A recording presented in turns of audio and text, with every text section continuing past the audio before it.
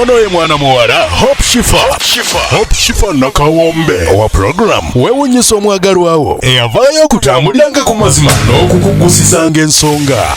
Kale nno tumugoberere tetugenda kwejjusa. Okay, mkwana batula wa Star TV mujja kwebuuza Shifa nga atandise aseka. Munange omundabira wano ngenda kwata surprise. Kati nkyamye wano ku supermarket wano ensambya ku Toto. Ninga kanfune ko kunywa neyongere ku mukolo ngenzo olaba omugole naye bimuwuba ali wali. Ninga lwaki sibaleetera ddala omugole wuli. Gwe mulengera mu short. Tigi balage ku mugole era ngo omwami ogwe mulengeddeko akatono agenda kubanga proposingira mukyala we olunaku lwa leero mu ssaawa zennyini ze tulimu kubanga bangambye Shifa tuukawo 7 zennyini era ng'olukonye 7 madde ntuukawo kati ne ŋŋamba ate omugole yennyini gwe tulina obbaayo naye wali tumuleke mabega naye nga kinsesezza nga ndaba batandise comment mbuti ending tears. It won't. Surprise thing this. Omukwano yagukozesa. Neso ko yambale bisinga kawo yambala tugende. Bane katumuleka yambale kubanga ate kigenda bakibinnyo otutusisawo omugolo nga fete tunatuukawo. Leero birthday omukyala. Era manga mu birthday ye bagamba ya omwami yalimba omukyala kibalina be bamulimba eyo. Omugole yamanyi it's her birthday ajja kokola ka photoshoot n'emikwano gye just amaladde kakumbe bategese emikolo egyo 2 in 1 abantu abawuza mbulavu yagwayo biki simanya ate green man yakola bwati abasajja abalungi gye bali mumulabo omwami wo yagamba bali ne badengekera kuli nagamba ne Shifa watanga omukazi agaana empeta ne tumugamba omukazi gwobedde naye ebbanga lyonna why are you so nervous nagamba munange tomanya ayinza okwerowoozamu awo nagamba osanga mbadde nyinaawo obuntuntu awo nagamba spending my whole life with this man no nafuna mawo ba second thought tomanya naye fenna we are praying for the best atuge mugolo watu bamutuse kamalo mutisa twabe surprise yakwe nagenda nenga mbagamba koshipashoza mraide ko tuwa munange bebandiza yinyiza akantu kano ne bagamba Shifa wobo ogenda munaye ku mukolo gw'aba abaana abaliko ab'omulembe guno abakola ebiriko kano ka 2 piece kajja kola in fact it's a 3 piece ne bakandizaini abakaina different colors and different designs wakabe bakaina benizo balagirira naye nga bannange mutusabire emikwano mutusabire naye nga nzije bagamba love kyali yentuufu just oba tolinasanga muno twamusunde bajjasita omuto tonamusanga ayike omanya wawona musanga kifo ki lunaku kibudde ki so mubeereko temuvaako omugole kamala okwambala ajje tugende ku mukolo tulabe ateetegeka bwenaaba love you so much bane valentine surprises tubalinze mujje mikwano sobola okusanyusa abantu ngeri ennungi Webale nnyo webalire ddala Hope Shifa nakawombe owa program weewunyisa omwagalwawo okujja okutwetikkiranga essanyu. Thank you. Wetuli nnyo. Are you nervous? I'm okay. Actually, it's love pulling me these ends. So anything I'm doing it happy. I'm free. Yeah, I want to surprise her, Bambi. Yeah. Naye ng'omanyi lwaki nsanyukidde ekintu kino. Tulina kashoke twakateerayo bafaani bafaawo. It ended in tears munange omwami ate yali muyimbi upcoming kye yakola omukyala kati munange era bali okwo kati bagamba it might end in tears. The problem that these people or you're not taking a time omuntu goba olonza abeera wa lifetime you're going to start a family to feed a society with a credible children. Kati obeera okitaking a time nokirowoozaako nogaana naye according to this and this ngenda twala omubeezi no. All these surprises is to keep that woman strong ategere nti ye gwoliko. Yeah. Tuwe ku mannyago. Bampita Kyra Johnz, commonly known as Kabaka Johnz, Director Humble Management. Batuwe ku mannyago omugole omukyala. Omugole omukyala bamuyita Nalunkuuma Kyra.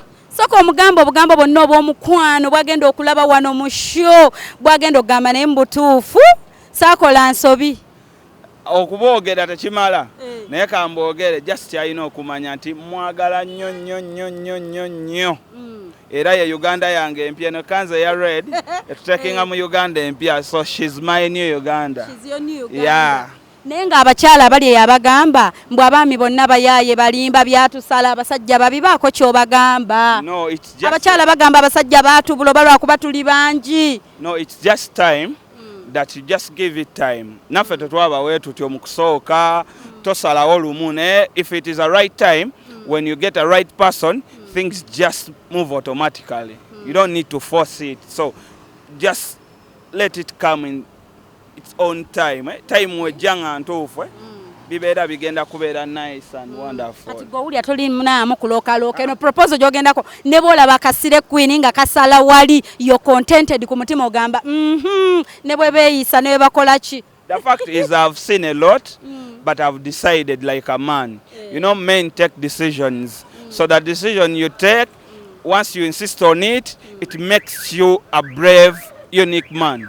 Yeah. Oba amwagaliza kayimba ki katwale ku mukolo. Ono mwana njagala byentambula menyeka binyumirwa okumanya nza njagala njagala ebirasesa It will not end in tears.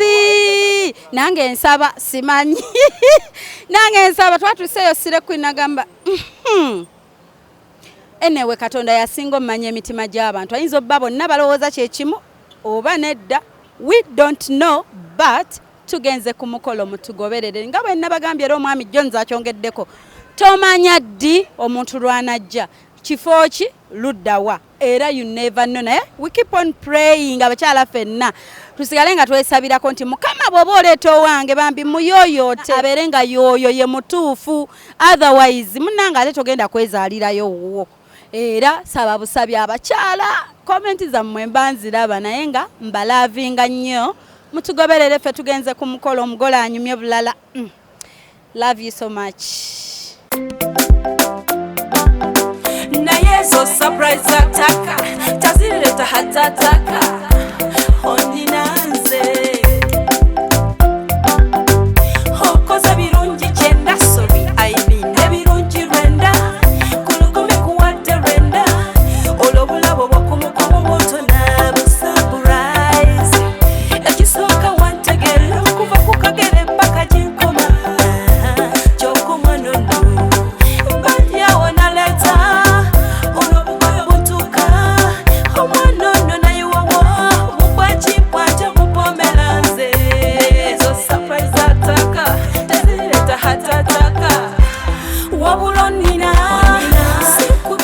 Bamba lambuza venue zombi tulinawo venue wagenda oba birthday tulina ne venue wagenda okubeera proposal yaffe Tig we need to move tunoonye venues nebbiri tugenda okukolera omukolo gwaffe gwa proposal then tulabe ne wagenda okubeera birthday party yaffe banange nze nsaba olusaba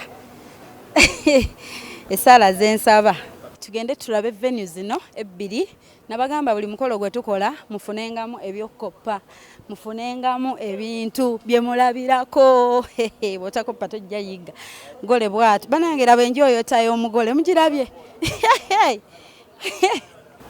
okay abagenyi bali mu kutuuka.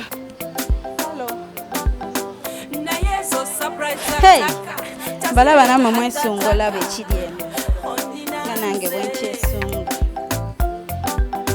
wano wengenda okusooka obbalaga we wagenda okubeera proposal emikolo giri ebiri mugumu wano wagenda obeera proposal ate birthday eri proposal yeno eri ya proposal katubayingiza abantu balabe set scan your marks here we are. Okay, here we are. Wano wennyini mutima guno omugole waffe wagenda oyimirira wano bamusaba obufuumbo era nga kuliko marry me amusaba bufumbo wano wagenda obeera proposal yaffe era nga bannange bino ebintu tugamba nnyo abaami babi naye nga ate biba ku side zombi side zonna abaami bagamba abakyala babi abakyala bagamba abaami babi side zonna tekuli side eri perfect naye gwe awo otudde olabira TV yo gwe omukyala ali yali stressed ku bintu bya relationship nawe omwami ali yali stressed ku bintu bya relationship gamba Katonda wo nti nkimanyi olunaku olwange lujja era nga kijja kuba nsanga omuntu omutuufu owange. Omuntu omutuufu owo tajja kulabanga gwe ali complicated, tajja kwekkaanya, tajja kulabanga gwe amuwa obuzibu, tajja kulabanga gwe ekizibu. Okitegeera ogenda olaba nga communication eflowinga bulungi, buli kimu kiflowinga bulungi nga kuwuliriza. But there are people when you communicating abo tebagala wuliriza. Wantujjewo abantu tubatwaleko ate tubalage side ewagenda okubeera birthday party yaffe nga te gyonna n'emikolo gya muntu omu. Tuyasookera eno Sam, sookera eno. jangu tutigi tulage ku bantu ekiri eno embeera bweri. Jangu tulage ku bantu embeera bweri. Abagenyi baffe batuuse dda. Then birthday yaffe ate agenda funa surprise bbiri. Okay, mikwana batulaba ku Star TV, surprise your loved one bwe tutyo.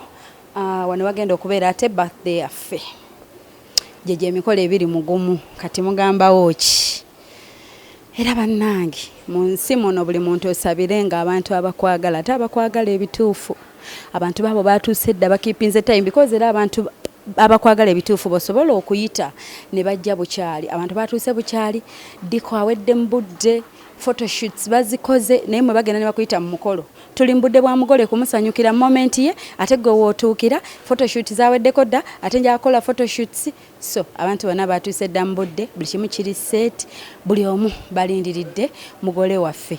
Okay, mikwana batulaba ku Star TV wete tukyagenda mu maaso program ewunyise omwagalwawo surprise your loved one. Nange Hope Shifa omuweerezaawo mu bwati tiimu ending tears bigenda basala. Bwetyo ate katube nga tubuuza ku bagenyi baffe tubeere nga ate tubayita bo batubuulire ki kye balowooza. Emikolo nga gino bagimala dda bakirowoozaako. Okay, tandise n'omwami ono Kabaka Dabbi. bamuyita Kabaka Dabbi. Omugole omuyita otya? Omugole omwami. Omugole omwami mukwano gwange naye kyava ne ku mukwano kati tuli ba Luganda. Kuba tumaze emyaka 15 nga tukolagana. Okay, kati kansooke nkubuuze. Wali olabyeko omuntu aproposingira omuntu n'agamba nno? N'agaana omukyala? No. Bonna bwe wali olabye bakkiriza? Yeah. Era ne leero okkiriza nti it will not end in tears? Sure. Okay, omugole omwawo bakaki? Kyonna kyali mu kukola ne kyasazeewo akisazeewo akyagala. Ate era akikoze akyagala. Kati sisuubirayo bintu nnyo. Nze mmanyi nti kyonna kye bagenda okuyitamu ye n'omwagalwa we nsembyayo ngamba beesigame Katonda. Amiina, tweyanza nnyo tweyanze. Gebwe nti ate ngenda kugenda mbawe ne ku bakyala nga ndeeta ku bakyala ne ku baami batubuuzaako wetwaliriza ate ku budde bwaffe nga bwe tulinda omugole waffe omukyala. Tulabe wishes ki ze babawa biki bye babagamba. Okay, tweyongeddeyo ssebo. Amannya mukwano? Manya Mtiba Lincoln. Lincoln oli mufumbo? Siri bufumbo. Onoonya? Sinoonya. Awo wennyini wotukubirawo erinnya ly'omukyala nti mukyala wange gundi nkutumidde. Sina mukyala naye nga very soon ngenda kufuna naye nga si kati. Kitegeeza toyina? Sina naye sinoonya. Era kati wano wooli ku mikolo gino ogenda kulaba okoppa ebimu ku ebyo by'onaakolera omukyala ng'omufunye? Kituufu ekyo. Era ekituleeta ku mikolo gino okubaako na byakuyiga. Kubaako na byakuyiga. No, sinakindi n'okufuna. Osanga wabanga Katonda gwe yantegekera wali wano nsobola okufunawo. Kati abakyala bali ku sheeno batulaba bannange babeera bakaaba. Abasajja bakyaliyo abali singo nga tebayina yadde. Bwe tutyo katweyongereyo ate mbere nga mbaleetera ku baana bawala. Mwebale kubeera smart. Thank you. Mumanyi Oluganda? You don't know Luganda? How are you? I'm fine. How are you? You're smart. Thank you. How do you call the mugole? Oh, he's my friend's boyfriend. He's your friend's boyfriend. So, did your boyfriend propose? No. Not yet. You're still dating. Yeah. So, do you think it will end in tears? Or I don't know. you don't know? Yeah. For you, you're just there. Yeah, we're just there. What do you wish for them? For who? For the Mugole? For both of them. I wish them happiness. I pray she's happy. Happy, yeah? And I hope it lasts and it doesn't end in tears. So your boyfriend came with you? You came with him? No. I came alone. You came alone. So like, I wish you all the best. Nawe nkwagaliza ekyennyini. Thank you. Nga ekyo kiwulidde ate wange tomanyi Luganda. Nange. How are you? I'm okay. You look good. Thank you. Thanks for being smart. Thank you. What's your name? My name is Tracy. So how do you call the mugole? The musajja? Well, I know the bride's name, not the groom's name. The bride's name. What's the bride's name? She's called Kyra Nalunkuuma. So you're here for her? Yes, I'm here for her. So do you think she will be happy about this? Yes, I think she'll really be happy. Want it to end in tears? In joyful tears, not sore. Joyful tears, yeah? Yes. Okay, so are you married? No, I'm not married. You're Student. student. Yes, at Victoria University. So you're not seeing someone? No, currently I'm Not not. yet. I'm single. Okay. Thanks. Are you here for the mugole mchala, mugole mwami? Mugole Muchala. Mugole mchala, eh? Yes. Are you friends, related? Friends From your friends, eh? Yeah, So are you happy for her? extremely. Have you seen the effort the guy is putting in, eh? Yeah, What does that mean? We have that to he's give him serious some about credit. it. Yeah. He's serious about it. Yeah. Nange, that's what I've seen because I've followed him from where we came from, bichi mpaka here. So, you're contented that your friend will not end in tears, eh? Maybe tears of joy. Yes. Tears of joy. Yeah. So, you wish her well, right? All the best. Definitely. Okay, your name? Tasha. Tasha, you? Cindy. Cindy. Are you seeing someone? No. No. Not yet. No. Not even a boyfriend? No. You? Me neither. No one. So, are you sending greetings to anyone? No, I don't think so. No, not sending greetings to anyone. So, if you're to wish for your friend a song, which song would you wish her? Which song? And make sure you're ready to give her a cappella of that song. I can't sing, so but I wish her all the best in her new chapter in life. Okay. Yeah. Okay, thank you so much. Tigi tweyongeddeyo mu basajja. Hello. Jebaleko ssebo. Tuleko wano naawe. It's fine. Amanya. Amanya nze eke quality. Eke kigwayo kitya. Abuuka lyango. Nze nno bweyogedde nze eke mbadde manya erinnya lyawo lya luzungu nnyo lirimu kumbe abuka lyango. Nsanyusa okulaba. Kale nnyabo naye nsanyusa. Omukolo ogwogerako kisofa. Omukolo mulungi kyensobola okugamba entegeka zonna nnungi. N'abantu abaliwo balabika bulungi. Ate banyumye. Ate bali smart. Ate bakuumye obudde. Ekirala abantu bonna abali ku mukolo balabika balinamu ssente. Muntu kyategeka wano emikolo ebiri mu mukolo gumu gyonna giri decorated. Ndabyewo abasuna enki, ab'emirere, abajjita. Naye kino naye omusajja okola ebintu bwe kiva ku ssente oba guba mutima kubanga tulabye abagagga naye nga bakyala baabwe bakaaba nga akantu ng'ako akatono akeegomba. Ebiseera ebisinga ekintu kino kiditamininga nnyo ku ngeri omukazi gye yeeyisiza ku musajja. Kintu kikulu nnyo. Olaba ffe abasajja twagala nnyo ebintu bye tukwata obulungi. Abo bonna abakazi bawa emmotoka bawa zihamazi bawa biki tebagenda ku basawo baganda kubaloga. Abula engeri gy'ohandolinga bbaawo, engeri gy'omuwamu ekitiibwa, engeri gye weetegekamu nga oli naye editamininga kintu kinene nnyo nnyo eri ffe abasajja. Nze nnyina omuwala mukwano gwange yannyumiza nti banaye gayi tayinza nakuwaayo bimuli kale agenda nguliyo ekimuli ky'omutwala akimpe kale akinoge akimpe. Asooka yeetereeze nga ye. Omanyi olaba nammwe abawala mulina ekizibu kimu. Mwagala nnyo like muli proud. Yes. Otuuka ekiseera n'olaba nti oli mulungi bakuzaala oli mweru olinako figa n'obeera ng'oli proud. Naye ate like being proud in love tekina ekitegeeza. Yes. Oli wano ku lw'omugole omusajja? Ndi wano ku lw'omugole omusajja. Omuyita otya? Johnz mukwano gwange nnyo best friend wange myaka mingi. Myaka mingi ng'oli naye? Banga ddene kubanga akyali manager wa Spice Diana. Banga ddene nnyo myaka mingi. Baŋŋambye mbuno yaliko omuyimbi yayimbako. Johnz yaliko omuyimbi naye kyensinga omwagalako omutima gwalina omulungi. Lwakuba abantu tebagenda bavaayo kwogerawo amazima. ne Johnz asitudde abantu bangi mu byenfuna n'abayimbi mu ggwanga wano bangi abayimukidde ku Johnz okugeza nga Spice Diana okugeza nga Night Nathan bangi n'abavubuka bangi abali wano ng'essaawa zino mu butuufu boogerwako nga abavubuka abalina ssente mu kizimbe gye tukolera eyo naye nga balimu omukono wa Johnz. Erinnya lye ery'obuyimbi olijjukira?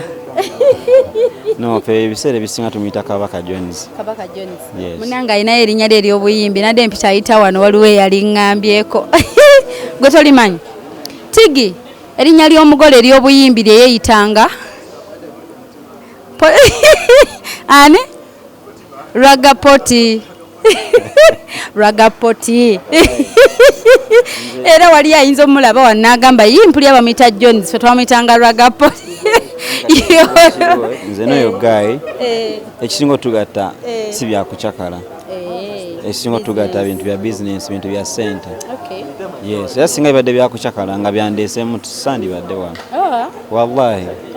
Naye bino byakufuna mukyala kusalawo bya mutima ensonga za mutima nziwa ekitiibwa nze ensonga z'omutima ziweebwa ekitiibwa naye nga baagalizeeyo baweeyo wishes abagole baffe. Nze kyensobola osabira Johnz mu byonna whatever it is yeekwate Katonda. Amiina. Yes, yeekwate Katonda aba omusajja awuliriza. Kuba ekituufu omuwala gwafunye nze omuwala mumanyi omuwala ali down to earth. Okitegeera omuwala ava mu famire etegeerekeka nti asobola okuvayo ng'omukyala n'ayimirirawo ng'omukyala. Okitegeera bintu bingi byakyusiza Johnz. Johnz yali omu ku bavubuka abaali basula mu ndongo. Okitegeera naye kati yagamba kanzireeka.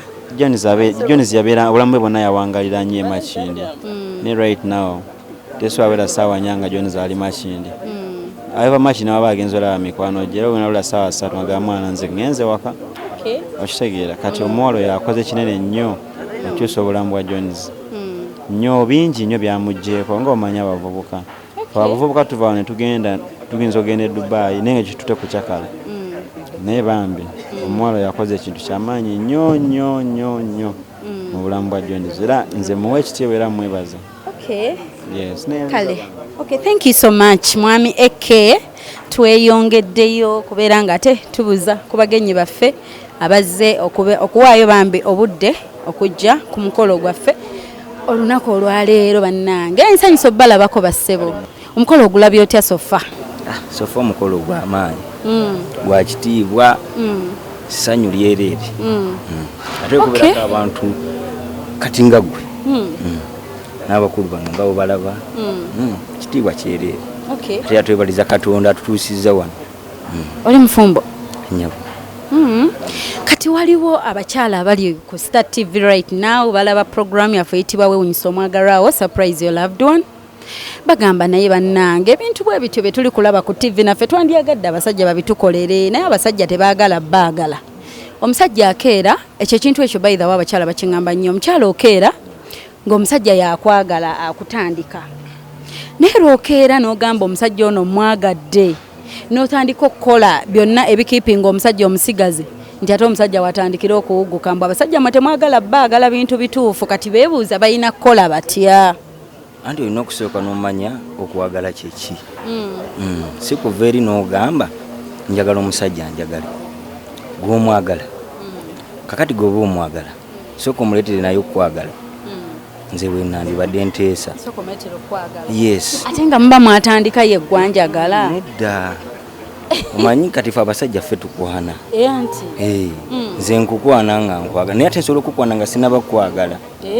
Yes. Kati gwe olina okundeetera tukwagala. Yes. Kati kyova olaba like nyina okubaamu n'enjawulo oba bizibu. Kati olaba omukwano bwe gutandika si bwe gufembera ate wali okyebuuzizaako okiraba.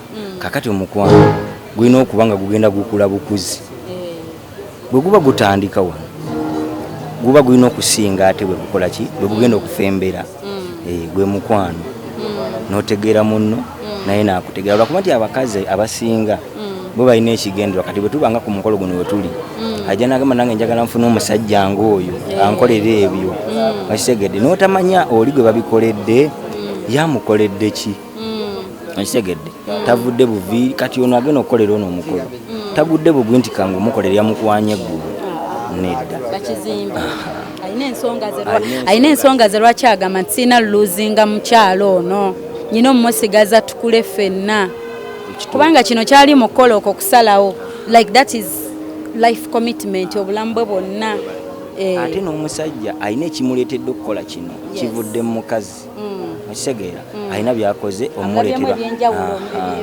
so si kiri nti nno kati nange njagala ono ankolere kino nedda tebabikaka tebabiragira olina mumuleetera kirina kukola ebyo n'akikola ng'ali free ng'ayagadde ogwo gwe mukwano omutuufu bananga abali ku Star TV ndowooza olina kyofunamu era nga bwe kityo ngenda batwala wali munda we tulindira omugole waffe ko saagala moment yonna tuyitako moment eyo eya surprise naye ng'olunaku lwo tuli mu lwa muhabbati bintu bya laavu birimu ensonga z'omutima ezo ze tulina obuwanya ekitiibwa so tigi katudde wali munda ifu kwesunga was a person twesunze byonna tulinze tubulayo eddakiika nga mmeka atuuka oba like actually I'm not the organizer but all I know she must be somewhere around kumpimpi twakoze n'abantu abali perfect she must be somewhere around baliwo abali ku organizing entuuka y'omugole waliwo Mr. Sam mobilizer humble management ali mu yero kale katumale omulabako wano omugole atuuka katikati okay so what would you advise tumulindire munda kale naffe katuyingire munda naye zo surprise ataka tazileta hatataka ondinanze hokoza birungi kyenda sobi aibine birungi rwenda kulukumi kuwadde rwenda olwobulabo bwokumukomo bwotona busurprise ekisooka wantegera okuva ku kagere mpaka ginkoma kyokumwanono mbadyawo naleta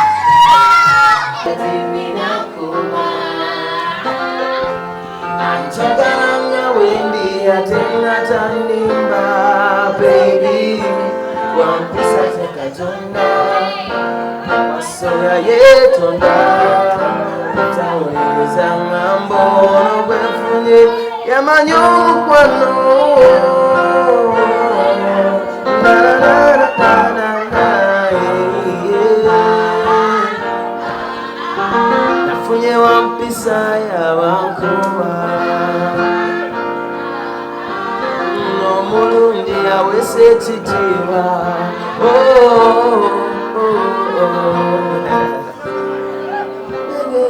musuubiza okubeera naye togenda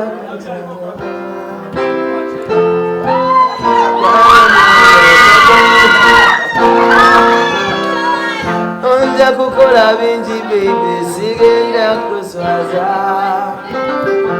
nofunya musajja mulungi atagenda bebe wampisa kya katonda wasoya yetonda kyawuliriza ŋŋambo ono gwofunye amanyi omukwano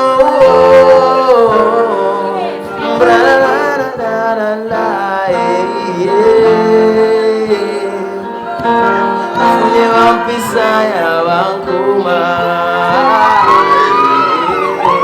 omulungi yawesa ekitiibwa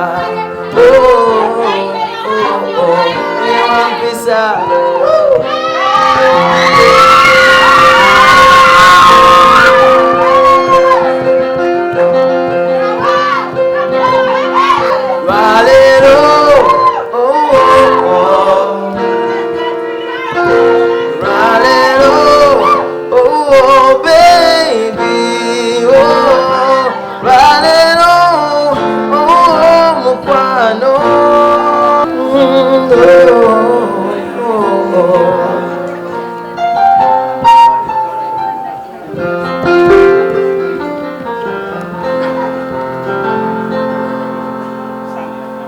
Congratulations, guys. Thanks for coming. I'm very, very happy. I decided to do such a thing because I want to show her that I love her so much. She's my life. That's why I decided to decide in public. And you guys, you're going to be the witness. This is my wife. This is my everything.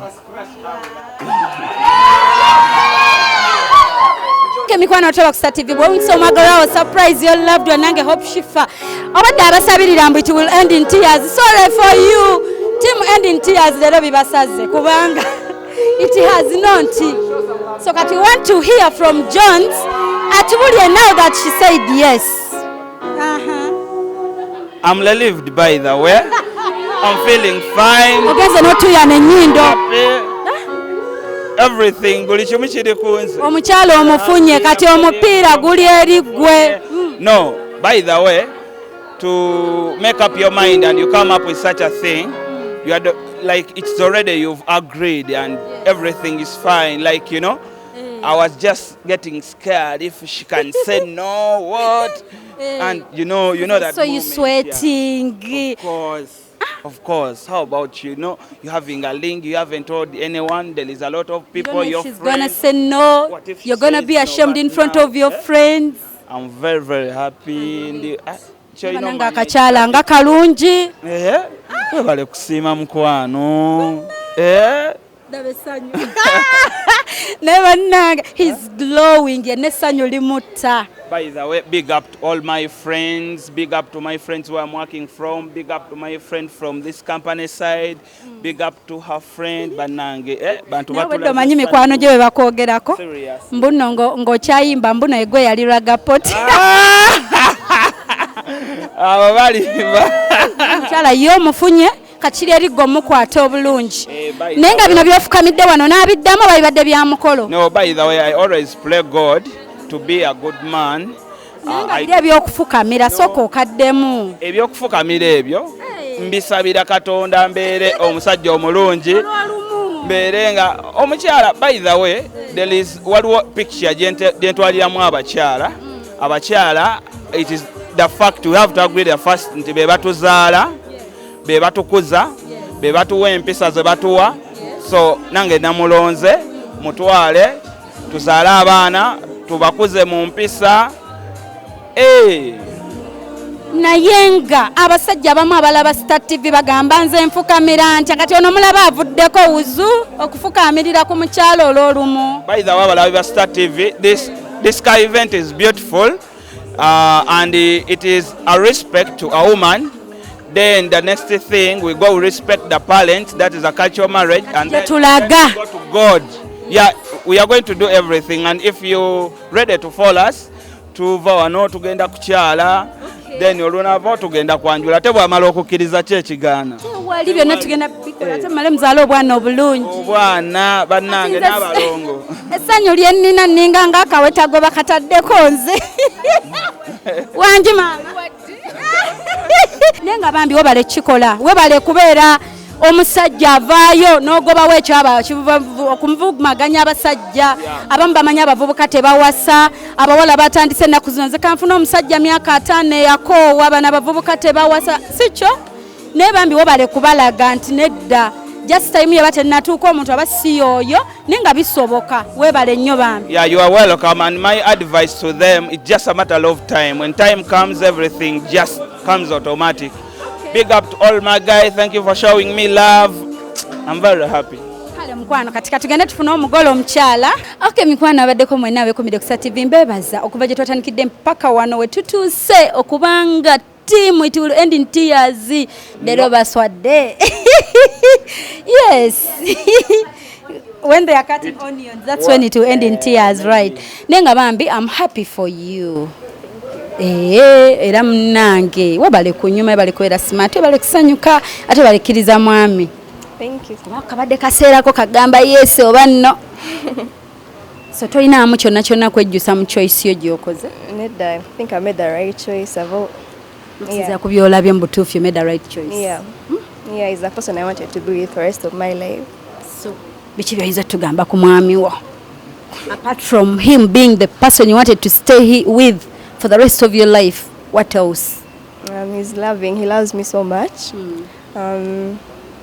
Yeah, he has always been there for me. He supports me in everything I do. He encourages me. Yeah, and so many things. He's just a perfect person. He's perfect. Yeah. Hey. Okay, tuwa kumanyago. Manya gange nze Kyra. Kyra. Okay. So mami omugamba bugambo ki? Kusinzira ku kino leero munange. Mugamba nti no mwagala nnyo. Yeah, mwagala nnyo. Yeah, now be the best wife he wants me to be. Yeah. Obiwulidde? Mbiwulidde. Show us the ring. Bwebat. Okay, munange katumwesonyiwe tetugenda ate mufiirako bufiizi omwami ebisigadde byonna yabyogedde naye ng'ate kati katukkirire. Naye so surprise ataka tazileta hatataka oninanze okoza birungi kyenda sorry I mean ebirungi rwenda kulukumi kuwadde rwenda olwobulabo bwokumukomo bwotona busurprise ekisooka wantegera okuva ku kagere paka ginkoma gyokumwanono mbadyawo naleta olwobugoyo buntuka omwanono naye wawo bukwakikwate bupomeranze ezo surprise ataka tezireta hatataka. Happy birthday to you. Happy birthday dear Kyra. Happy birthday to you.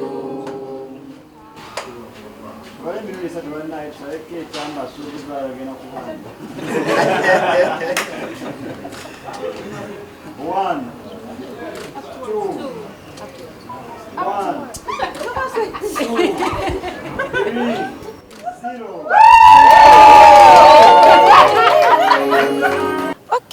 Okay banange lwaki sibasiibulira wano nate era mbagamba 0782 10 15 69 0702 56 21 57 zeze namba eziri ku screen tubeere nga tukikwasaganya tubeere nga tusurprisinga abaagalwa abo sigenda baddiramu kyona kinamu omukolo mugulabye bambi buli kimu kibadde kirungi nnyo era nga tubeebaza mwenna mwebale kubanga mulaba Star TV. Continue subscribing to our YouTube channel wewunyisa omwagalwawo surprise your loved one. Nsigadde ndina Kawombe Shifa Hope omwereza wamwe Tigi ku camera. Thank you so much mbagamba nti bye bye.